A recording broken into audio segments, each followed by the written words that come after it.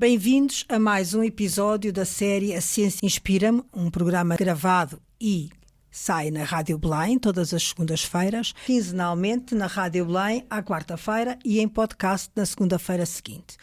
Hoje temos connosco Ana Aguiar Ricardo, engenheira química, docente catedrática do Departamento de Química da Faculdade de Ciência e Tecnologia da Universidade Nova de Lisboa, cuja investigação se centra na química verde e na tecnologia de fluidos supercríticos. É licenciada em Engenharia Química pelo Instituto Superior Técnico, doutorada em Química, especialidade Química Física na FCT Nova, sob orientação do professor Nunes da Ponte. Realizou o pós-doutoramento na Universidade de Nottingham, no Reino Unido, e uma estadia de investigação no Massachusetts Institute of Technology. É atualmente presidente do Departamento de Química da Nova, coordenadora do Programa Doutoral em Química, membro da Comissão Executiva do LAQV Requinte, e já foi por 2 vezes galardoada com o Prémio Ovione, Solvay e Ovione Innovation Challenge 2008 e 2011 e foi distinguida pela Ciência Viva como uma das 100 mulheres na ciência em Portugal.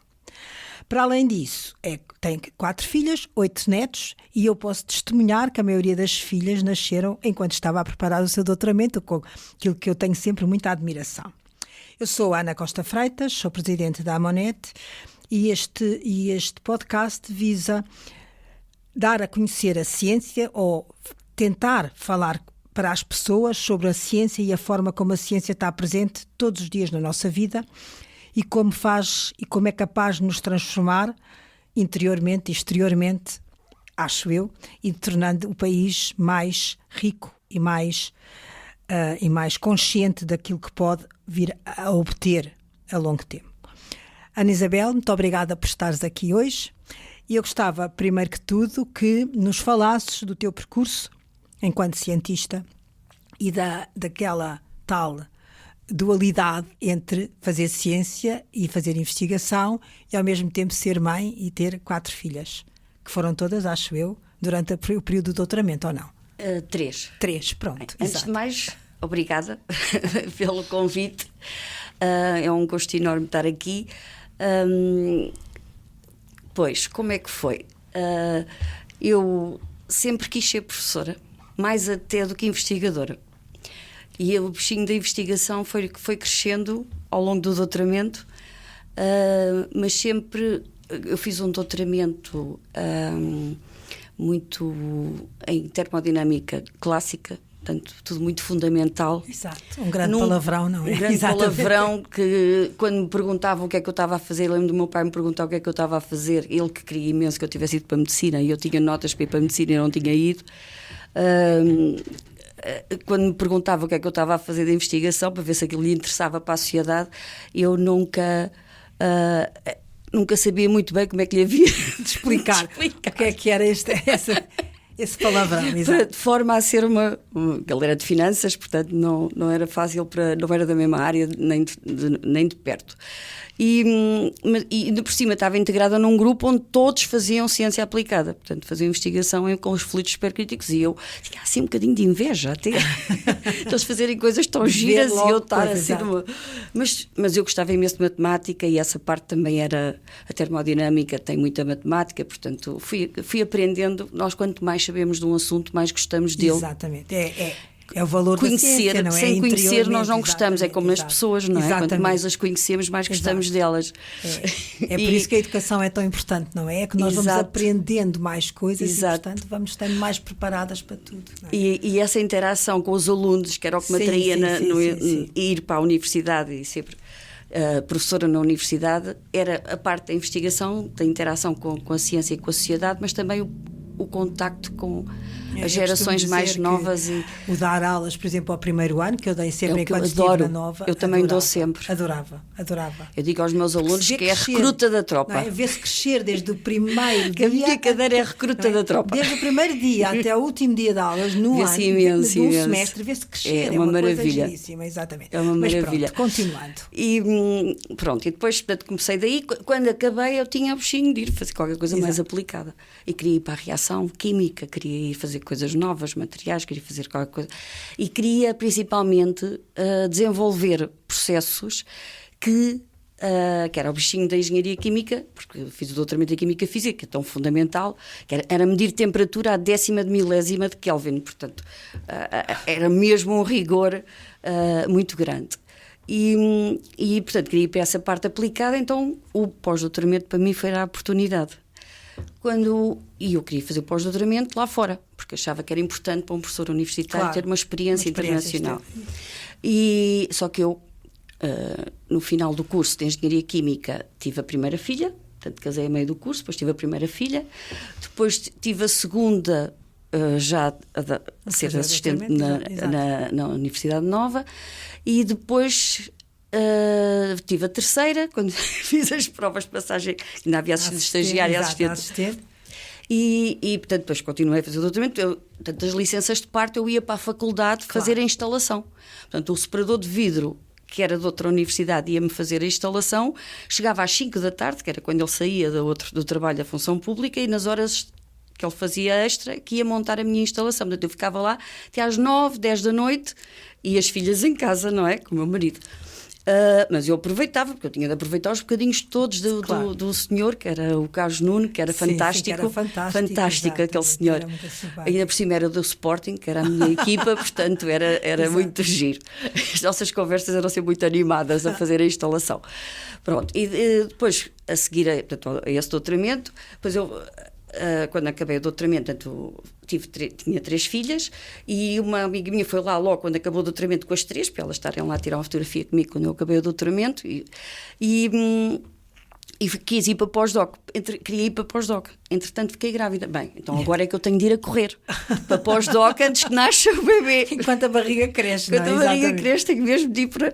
Agora, e então eu queria ir para a Inglaterra, e queria ir para entrar no mundo dos fluidos supercríticos, e nesse ano tinha havido o primeiro encontro internacional de fluidos supercríticos, e o meu supervisor de doutoramento, o professor Manuel Nunes da Ponte, disse, então porquê é que não vai para o Poliakov, não sei o quê, e começou-se aí a estabelecer o contacto, e eu depois fui para lá. Tiveste quanto tempo? Tive lá um semestre, porque vim no limite para poder ter o bebê, para poder andar de avião. Exato. E o que é que tu achas, que eu também costumo fazer esta pergunta, que é a tua investigação ou a tua ciência, em que é que contribui, quer dizer, que avanços dá ao conhecimento, não é ao conhecimento, não, é o impacto que tem na sociedade de alguma forma, não é? Sim, eu acho que foi tendo... Eu acho que às vezes é isso que é difícil as pessoas perceberem, não é? Exato. Como é porque que impacta? Lá está, comecei com aquela parte tão fundamental, teórica, mas que tem muita aplicação. Tudo, não é? Por exemplo, nos combustíveis, e para dimensionar tudo o que se faz de transporte de gás, e agora que se quer transportar o hidrogênio, que se quer transportar o CO2, que se quer transportar os gases em condutas e com uma determinada pressão, é fundamental as medidas que eu fiz no doutoramento. Pois, portanto, exato. E há imensas aplicações que podem tornar a ter mais importância, que não se sabem quando são descobertas, não é? Claro. Que é a importância da ciência fundamental. Esse é o desafio da ciência, que a sociedade às vezes não se apercebe da importância que as coisas podem vir a ter. Eu, numa conversa que tive aqui com o Henrique Leitão, na primeira série de podcast, ele dizia isso, que é a curiosidade, não é? E quando se vê que é um investigador, é quando nós temos uma curiosidade e de repente ficamos agarrados a uma ideia, e essa ideia nós vamos trabalhá-la muito, não é? Eu perfeitamente, eu acho que isso que estava no laboratório, uma aluna de mestrado estava muito aborrecida porque aquilo, para ela, as experiências não estavam a dar o que estava à espera. Exato. E quando ela me falou daquilo, disse, isso é giríssimo. Disse-lhe eu. Exato. Porque isso é realmente ao contrário do que nós estávamos à espera. Então é interessantíssimo, vamos ver porquê. Vamos ver porquê, exatamente. Pois é, e essa curiosidade, não é? E essa coisa de tentar perceber o porquê dá certo ou porquê dá errado, porque o errado pode não ser errado, é outra. Exato. Não é? Que eu acho que faz... Eu costumo dizer, e não sei se tens a mesma opinião já agora, que o que se aprende no doutoramento não é tanto, ou mesmo enquanto se faz ciência, não é tanto. É evidente que é importante a parte teórica ou a parte científica daquilo que nós aprendemos, mas essa resiliência de um resultado é bom ou é mau, exato, e nós transformámo-lo ou questionámo-nos por causa disso, é muitíssimo importante para a vida, para a nossa vida de todo. Com os meus alunos de doutoramento, muitas vezes, e um deles era o Márcio Tentem, que hoje em dia está na Ovion, que eu tenho muito orgulho dos meus alunos de doutoramento, que foram 16 e que são todos muito bem lançados, graças a Deus. ele dizia muito que isto é uma corrida de resistência, não é uma corrida de velocidade. Sim.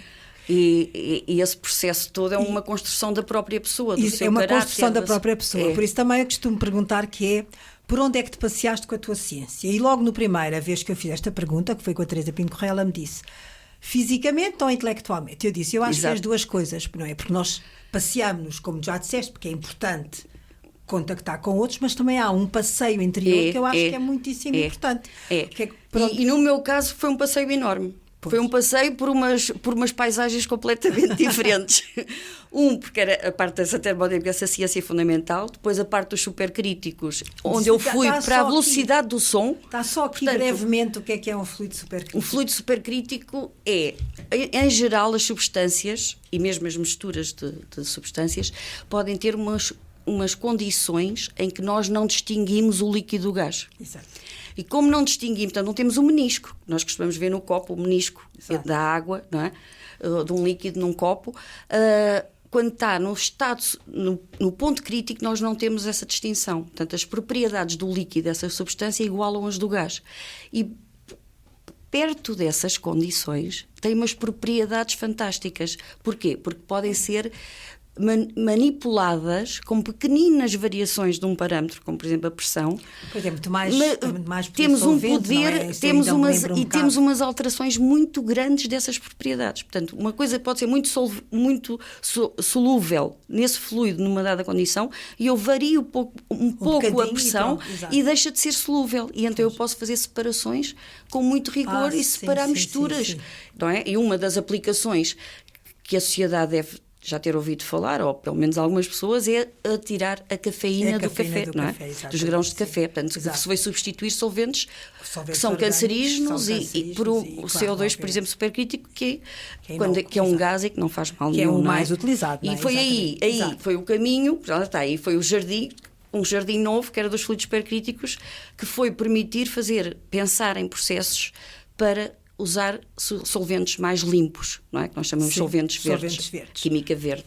E aí eu tinha muita vontade de fazer isso para a reação, portanto, veio começar a fazer polímeros, e polímeros que pudessem ser reticulados, que é quando as cadeias se ligam umas às outras e são mais...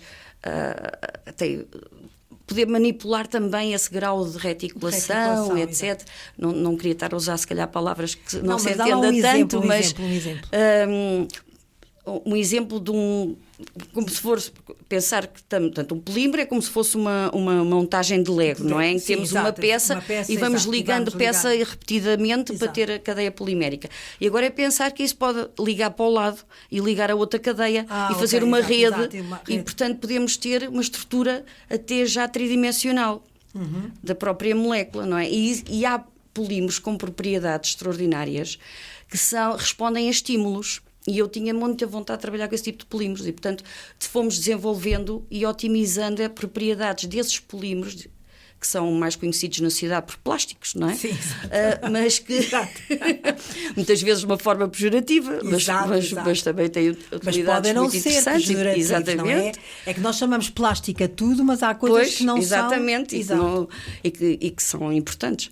E então, a fazer esse tipo de polímeros, esse tipo de moléculas, usando solventes e fazendo isso CO2 supercrítico. Portanto, usando novamente, evitando os solventes poluentes. E, claro, portanto, isso era um caminho de investigação que depois vários estudantes de doutoramento trabalharam nessa área e foi um mundo novo.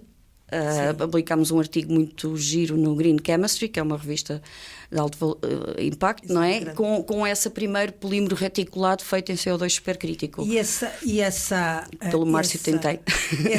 Portanto, isso é a base, no fundo, da química verde. Já agora explica lá o que é a química verde. E antes já a Teresa Casimiro tinha continuado. Isso é a química verde. Porque a química verde ainda associam tudo quanto é produtos químicos a coisas más, não é? Pois, exato, que é um erro. É um erro, não é? Portanto, é um erro porque senão não vivíamos, não é? Porque nós temos de pensar, que os grandes avanços da medicina, os grandes avanços, como é que nós alimentamos um mundo de quase 9 bilhões de pessoas, ideia, não tivermos... Os avanços no conhecimento, não é? Que nos têm vindo, que que nos têm vindo a explicar, digamos, o que é melhor, o que é pior. Não é coisa que nós não teríamos conseguido se nunca tivéssemos utilizado aquilo que hoje em dia achamos que não é bom. Não é? Quer dizer, pois. Não é... Ou seja, temos que ir de passo a passo, não é? Pois, mas nós não tínhamos capacidade. Por exemplo, as tínhamos pessoas falam muito de comer mau ou alguma coisa, mudar os genes de algumas plantas. Exato. Sim, mas se elas não forem mais eficientes, nós não temos uma agricultura mais eficiente, aí morremos. E então, é melhor morrer. Exato. Aí eu acho que é não ter as pessoas. Eu, enquanto estive em Bruxelas, estava com uma que era a Anne Glover, foi a Chief Scientific Advisor do Presidente da Comissão, na altura, que era o Barroso, e que ela dizia que os OGMs, não é? Portanto, organismos geneticamente modificados, que não... Até tivemos uma reunião com os Greenpeace, não é? Que eles eram...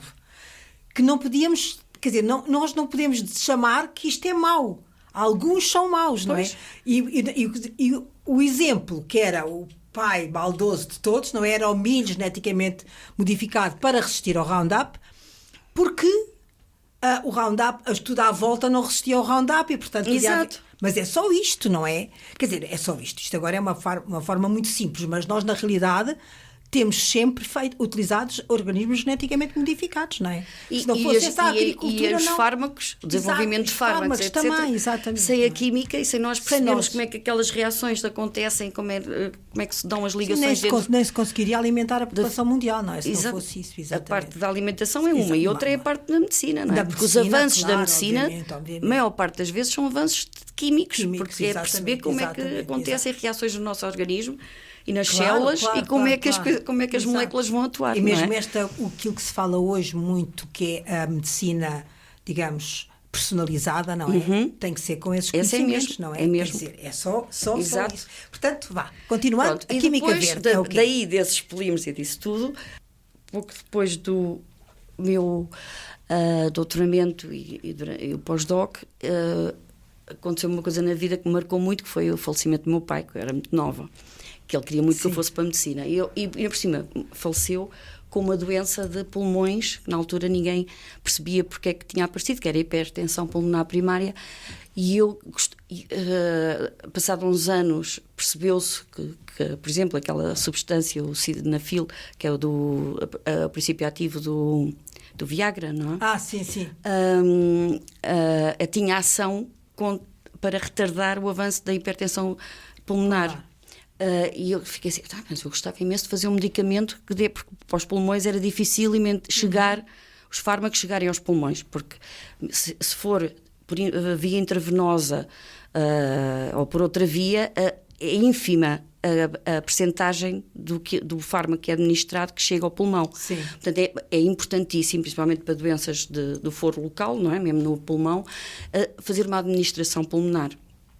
E então comecei a ficar com muita vontade de desenvolver fármacos para inalação. E um deles foi com sildenafil para inalação, e depois continuámos, e depois tive uma grande percentagem dos alunos de doutoramento a desenvolver esse tipo de fármacos, e portanto foi a outra estrada, que foi a parte mais farmacêutica, mas também usando processos com supercríticos para fazer a atomização. Mas e não para melhorar chegámos à definição da química verde. Exatamente. Fomos perdendo. Fomos foi por causa do resto. Pronto. Exato. Mas a principal ideia é: nós queremos desenvolver ou sintetizar compostos ou processos que minimizem os impactos no ambiente e na saúde, portanto, minimizar a toxicidade, quer dos reagentes, quer até do produto que nós queremos. Podemos desenhar um produto para uma determinada aplicação, e devemos pensar se esse produto vai ser degradável, se vai permanecer, se vai ter efeitos secundários no ambiente depois, não é? Porque como se sabe que há muitas moléculas que persistem, que são persistentes, não é? E que podem vir demais, exatamente. Exato.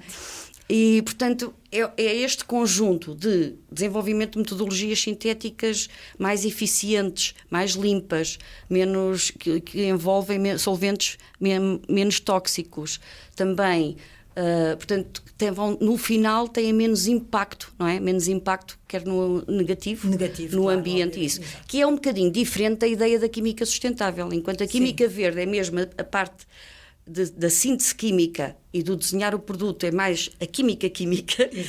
Quando nós falamos em química sustentável, estamos a pensar nas futuras gerações, não é?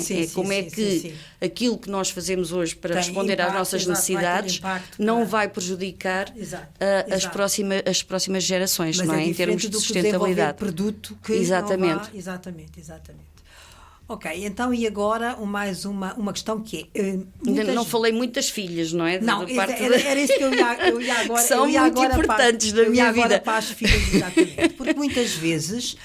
Porque eu também fiz o doutoramento, não é? Portanto, eu também sei que é muito exigente, não é? Eu já tinha 3 filhos na altura. Então, também... Exato. E, portanto, eu sei que é muito exigente, mas ao mesmo tempo é muito gratificante também. E eu acho que o facto de nós nos sentirmos bem com aquilo que fazemos é importante para as apoiar a elas naquilo que elas fazem. É um pouco o que eu pensava. Eu pensava que era mais importante a qualidade do tempo quando eu estava com elas do que a quantidade. E em momentos importantes, eu acho que estava sempre lá. Por exemplo, se elas faziam anos e era preciso levar o bolo à escola, eu estava lá com o bolo, obviamente, feito por mim, e estava lá com o bolo para levar à escola. Ou se...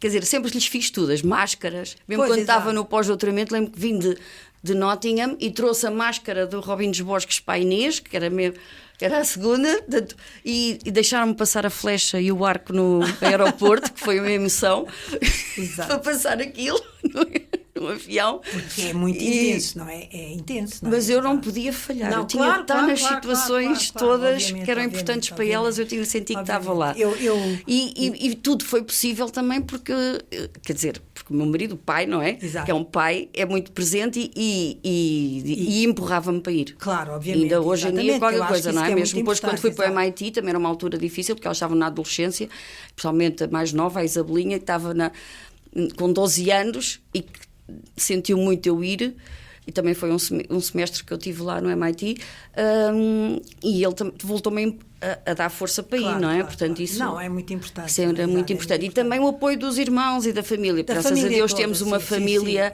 muito unida, e os meus irmãos davam imenso apoio às sobrinhas e os meus sobrinhos mais velhos também. Pois, exato. Eu acho que isso é essa importante. Parte toda... E elas perceberem que não é... Eu acho que se habituaram. Eu acho que nós transmitimos mais e educamos mais com o exemplo do que com conversa. Claro. As minhas filhas nunca me ouviram dizer que não ia trabalhar porque me doía a cabeça ou porque me doía a barriga.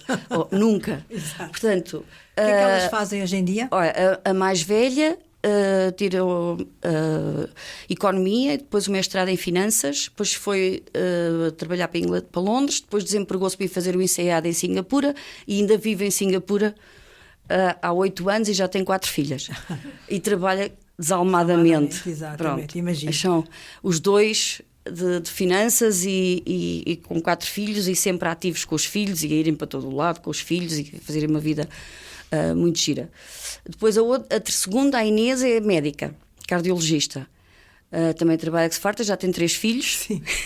E também eu tenho muito orgulho das minhas filhas. Depois a terceira é a Madalena, que está agora à espera do segundo criança, que também é de finanças. Também trabalha em finanças e está, em princípio, a montar agora uma empresa para poder vir de Londres para cá, porque ela ainda está a trabalhar em Londres e agora quer vir definitivamente para Portugal.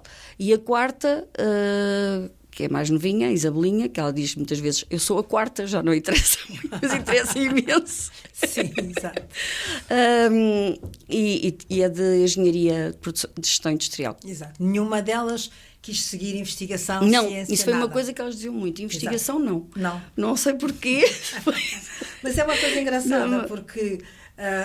pois eu também, nos meus filhos, também nenhum deles nem pensar, não é? Mas acho que elas viam-me a trabalhar muito, exato, e a não ganhar muito.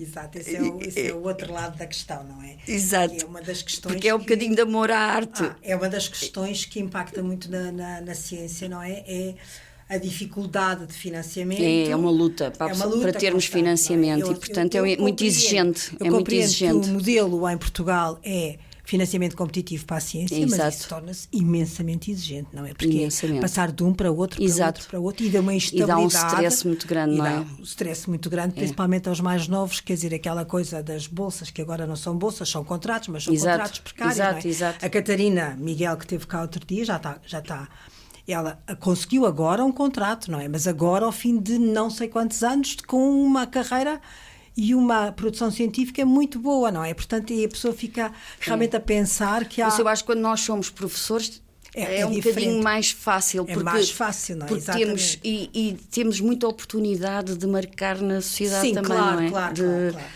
Eu acho que é fascinante, eu acho que educar ou dar aulas é fascinante, eu gostei imenso, e educar também acho, e a porque a parte gente vai dos vendo... estudantes de doutoramento também acho, porque eu sempre que tive como objetivo era que cada um desse o melhor, conseguir que cada um deles desse o melhor deles. Pois, exato. E é isso, ver o aluno de doutoramento cada vez a ser melhor e a dar um máximo. E depois eu acho que é muito compensador. De conseguir garantir esta curiosidade se mantém e que entranha-se no fundo, não é? Quer dizer, esta coisa de tentar perceber. Já não sei o que é que foi que ontem me falaram. Ontem me explicaram, deram-me o nome de uma coisa qualquer e eu disse, mas explique-me lá o que é que isso faz. Ela disse assim, pois, olha, quer dizer, pronto, é um bocado ridículo, mas foi um tratamento de pele, pronto. Explique-me lá como é que isso é, quer dizer, e depois fui ver, porque a pessoa não consegue absorver nada, não é? Sem tentar perceber o que é que está por trás. Eu acho que é depois uma forma de estar na vida, quando quem diz isto diz, sei lá, o céu azul ou coisa assim, não é? Outro dia... os meus netos agora perguntam, ontem quando vínhamos no carro, a perguntar porque é que era o arco-íris. Exatamente, essas coisas, não é? E é engraçado nós começar a despertar explicar essa a difração da... Pronto, e agora nós estamos quase a chegar ao fim, não é? E então eu costumo sempre perguntar no fim, que é isto, a ciência inspirou-te? Achas que a ciência inspira? Inspira, claro que inspira. Inspira e é muito de... Houve uma vez que eu dei um seminário que era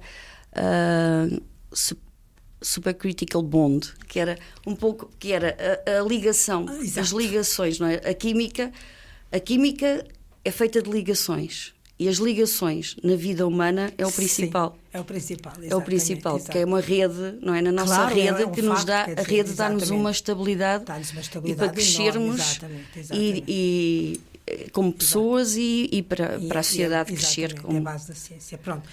Muito obrigada por estares aqui, espero que tenhas gostado. Foi um gosto. Eu gosto sempre de fazer isto.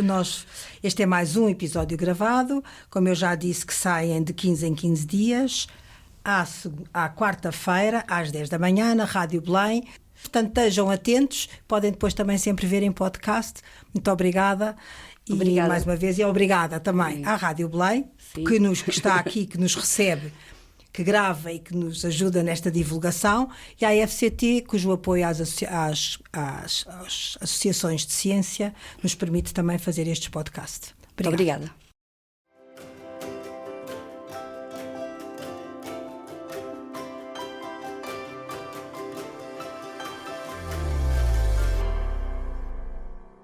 Rádio Freguesia de Belém